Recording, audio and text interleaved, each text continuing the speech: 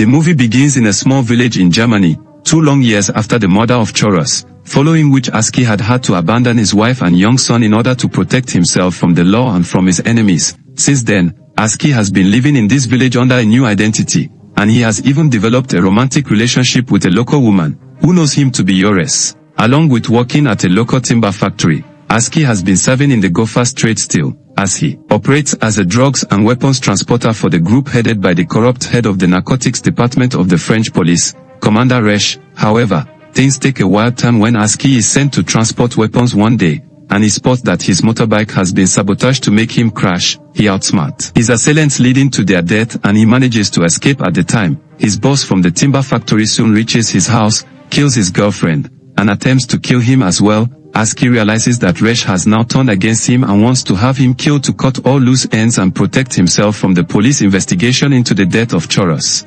Aski also survives the attack after his attackers unknowingly ignite a grenade set as a trap by Aski, killing all but one, and Aski escapes to Germany on a motorbike, riding straight back to France in order to prepare a plan of escape. Meanwhile, Resch has known for some time that the car mechanic turned police accomplice, Lino, has been the biggest threat to his drug business, as the man has been trying to track down 2 of his best men, Aski and Marco. Therefore, he now orchestrates a deal with the Spanish police to get hold of Lino in exchange for the Spanish drug enforcement officer, Alvaro, who had been captured by Resch's men. Within moments of this handover, Resch's men wipe out the Spanish police team that was driving away from the spot with Alvaro, and the corrupt narcotics head lets Lino off after threatening him. Lino returns to France shortly after and meets with his old friend, Julia. With no intentions of staying, he plans on moving to Spain and living a new life, but changes his mind at the last minute after realizing that Aski is back in the country as well. After Aski's return, he eventually contacts his estranged wife, Stella, whom he had left at their home when he had escaped to Germany a couple of years ago, despite having abandoned his family and even thinking of starting a new one in his new life across the border. Aski always had them in his mind, and so he now gets back in touch with Stella. Not only does he want to meet his young son, Thomas, but he also fears that there might be an attack on their lives as well. He is very right in this assumption, for Yuri soon arrives at the place and opens fire in front of the house, but it is more because of Aski's presence there and not because the assassin wants to kill Stella. Yuri, who had somehow survived the attack on him earlier, has now been ordered by Resch to track down Aski and kill him so that the ex-police officer cannot pose a threat to his drug trade. When he had escaped the country, Aski had also crucially taken off with the money that originally belonged to the drug ring and, therefore, to Resch. Hence, the man also wants to recover this money, and he instructs Yuri to kill Aski and steal the bag that he's brought over from his home in Germany. While Yuri manages to get hold of the bag, which contains a large amount of money and also several fake passports of Aski,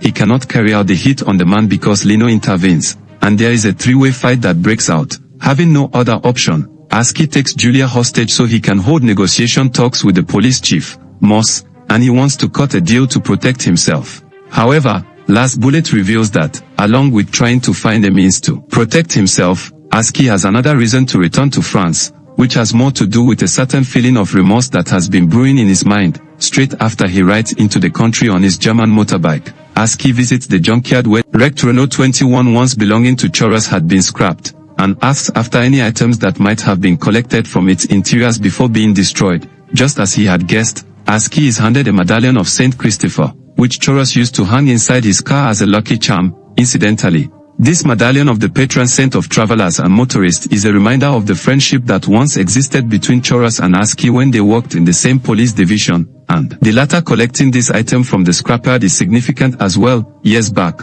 when Choros had been coming up with his anti-Go-Fast squad, he had approached Aski and asked him to join the unit so that he would bring his associate, Marco, in as well, and they all would hunt criminals running the drug trafficking ring. It is suggested that Choros had actually known, or at least suspected, at the time that Aski was already involved with the very Go-Fast ring and was working for Resch, but the police officer still trusted his colleague and offered to let him join his new task force in an attempt to give him a genuine chance to get back on the right side of the law. Despite their differences in allegiance, Aski did have respect for Choros, and in fact it was he who had gifted the police officer the medallion of Saint Christopher. However, there is no reason to believe Aski was innocent either, for right after Choros had given him the offer to join his squad, he had informed Resch about it and had even used the matter to negotiate a deal with him.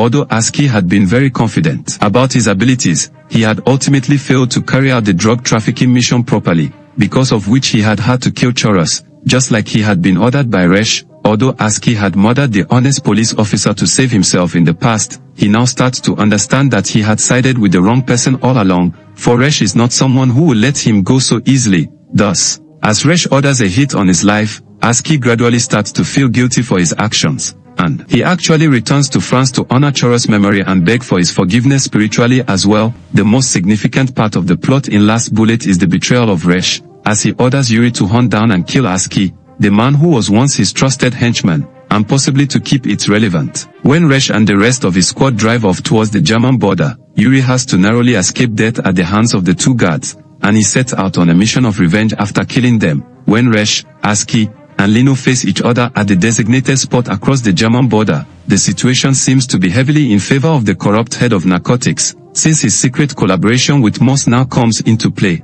Moss instructs Julia to let Resh take Aski, and when she does not comply immediately, she is shot by Resh. However, the whole situation turns around quickly when a car belonging to Resh's fleet arrives at the scene, but instead of any random driver, it is an injured Yuri who emerges from it. Resh immediately realizes that his plan has failed, but he has no time to respond. As Yuri kills his boss and exacts revenge for the cruel betrayal against him, it appears for a second that he might attack Aski and Lino as well, but the professional hitman lets them be, as he technically has no reason to kill them. After killing Resh, Yuri also goes after Ko, who was attempting to flee the scene with some money from the Go Fast ring, and takes him down for his betrayal, before he successfully escapes. This gives Aski the opportunity to flee from the scene in Julia's car. As Lino is busy tending to her injuries, it is upon the request of Julia that Lino soon gives Aski a chase in his modified tow truck and succeeds in his effort. After a thrilling chase through the narrow streets of the city, Areski's car flips over, and he is left with no option but to surrender. In Last Bullet's ending,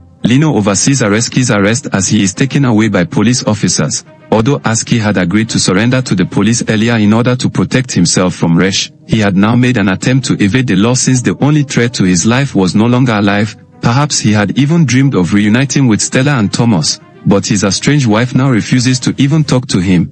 Stella walks out of Areski's life once and for all, and she takes Thomas with her, which, along with the prison sentence that is coming his way, is appropriate punishment for Areski's murder of Choros. Meanwhile, Moss' secret deal with the criminal Resh is also exposed, and she is arrested by the police for her conspiracy, meaning that her professional career is completely ruined. Julia survived the gunshot from earlier because she had been wearing a bulletproof vest, and Last Bullet ends with her and Lino walking away, hand in hand, since they have recently become lovers officially, after years of hiding their feelings from one another. This is where the movie ends. Kindly subscribe to this channel, click the like and share buttons and smash the notification bell to support this channel. Thanks for watching.